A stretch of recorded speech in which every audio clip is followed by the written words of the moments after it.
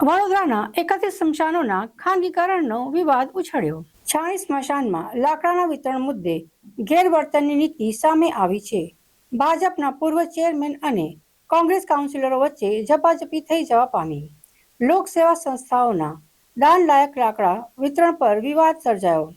બીજી જગ્યાએ લાકડા આપવાના આરોપ સાથે રાજકીય દાવપેચ રમાઈ રહ્યા છે. જ્યારે ભાજપ દ્વારા પણ સ્મશાન વહીવટ પર કોંગ્રેસના ગેરવર્તનનો આક્ષેપ કર્યો. સ્મશાનોના ખાનગીકરણનો નિર્ણયના કારણે હવે લોકો વચ્ચે પણ ઉગ્ર પ્રતિક્રિયા જોવા મળી રહી છે. સ્મશાનનો વહીવટ છેલ્લા અમે 40-50 વર્ષથી કરીએ છીએ અને આ સ્મશાન તમે જોઈ રહ્યા છો. સ્મશાન નથી, અમે એને મંદિરની જેમ સાચવીએ છીએ. સમાજના છોકરાઓ પણ દર રવિવારે ધોવા આવે છે. સંપૂર્ણ વ્યવસ્થા અમે અહીંયા મફતને ફ્રીમાં, કારણ કે આ અંતિમ સંસ્કારમાં બધા જ લોકો આવવાના, કરોડપતિ બી આવવાના, રોડપતિ બી આવવાના, અને આ કામ અમે લોકોએ વર્ષોથી ઉપાડેલું છે. કોંગ્રેસના કોર્પોરેટરો ગઈકાલે આવ્યા હતા, ત્યાર પહેલાં કોર્પોરેશને 31 સ્મશાનો વહીવટ આપવાનું લઈ લેવાનું નક્કી કર્યું. તો અમારે બોર્ડ માર્યું, ભાઈ કંઈ વાંધો નહીં, લઈ લો. કોન્ટ્રાક્ટર અહીં આવી ગયો. કોન્ટ્રાક્ટરે 25 દિવસથી કામ કરે છે. લાકડા બધું અમારું જ છે. છેલ્લા દાડાની કીટ લાકડા અમે કોઈ વાપરવી, અમને કશું નથી.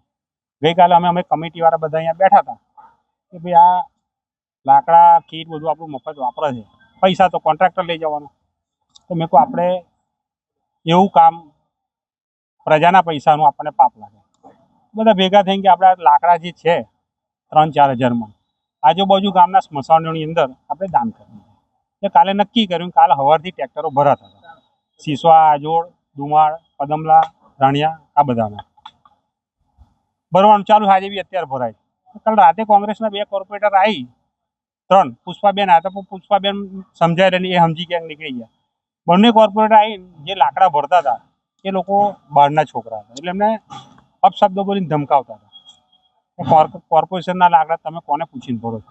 મને ફોન કર્યો, હું આવ્યો પછી અહીંયા મેં બધું આપણા હરીશભાઈને જાણે કીધું, ભાઈ મેં કહો લાકડા અમારા છે અને અમે આ દાન કરીએ છીએ, અહીંયા તમે કોર્પોરેશને અહીંયા આગળ વહીવટ આપી દીધો, એવા એની મેં લાઈન વ્યવસ્થા કરશે. મેં કહ્યું આ લોકોને ખબર નહીં, કોન્ટ્રાક્ટર જો હું મિલી ભગત હોય, કારણ કે મફત લાકડા વાપર, મફત કીટ મળે તો કંઈક સેટિંગ જેવું હોય તો જ આ લોકો રાતે અહીંયા આવે. નહીં તો આ કોઈ જિંદગીમાં આટલા વર્ષની અંદર સ્મશાનમાં જોવા બી નહીં આવ્યા.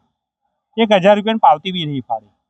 હિસાબ મારી કરીને માગતા હતા, જા ભાઈ કે આ પ્રજાના પૈસા સાહેબ, આ 1000 રૂપિયાની પાવતી અમે ફાડતા હતા. ગરીબો નતા લેતા. આજે અમે 12 થી 14 મણ બોડીમાં લાકડા આપીએ છીએ. આજે એ લાકડું અમને આજે 1700-1800 રૂપિયામાં પડે. એ રૂપિયા અમે ઉપરના અમે પોતે ભોગવીએ છીએ. અને અમારી કઈ હિસાબ માગતા એટલે ગામના લોકો 500-700 જણનું આ ખબર પડે તો સ્વાભાવિક વસ્તુ છે. ગામની વસ્તુ જા ભાઈ ત્યાંથી આવીને આવું દાદા કે પેલા હરીશભાઈના બોલાવાથી એ લોકોના ધંધા હું બધાને ખબર છે સાહેબ. તમે વિસ્તારમાં ફરીને જોઈ લેજો. મગજમારી થઈ, પોલીસ સ્ટેશન મામલો ગયો. અરજી પોલીસ સ્ટેશનમાં આ જે છોકરાઓએ ધમાલ કરી હતી એ લોકોએ આપી, અને છેલ્લે અમે પડીને સમાધાન.